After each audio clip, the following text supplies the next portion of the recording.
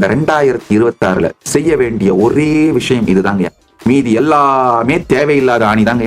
வாழ்க்கையில எதை வேணும்னாலும் மேனிஃபெஸ்ட் பண்றதுக்கு நாம செய்ய வேண்டிய முதல் விஷயம் நம்முடைய நிஜமான ஐடென்டிட்டியை விழிப்படைய செய்தல். பிரத்யேகாத்ம சைதன்ய ஜாக்கிரதம், தனி மனிதனின் ஆன்மீக விழிப்பு, இதுதான் அடிப்படை தேவைங்க. இந்த தேவையில்லாத ஆணியை புடுங்கிறத வேலையெல்லாம் விட்டுட்டு முழுக்க உங்களுடைய கவனத்தை இந்த ஒண்ணுத்துல போக்கஸ் பண்ணுங்க. சில நாள்களில் இந்த அனுபவம் நடந்துருங்கயா.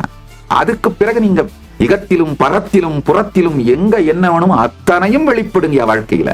சனாதன இந்து தர்மத்திலங்க தனி மனித விழிப்படைந்தவர்களால் மட்டும்தான் இன்னமும் சனாதன இந்து தர்மம் உயிரோடு இருக்கே தவிர the living stream is still maintained by those individuals who got enlightened. அதனால தனி மனித விழிப்புதான் இந்த 2026 குறிக்கோளாக இருக்க வேண்டும்.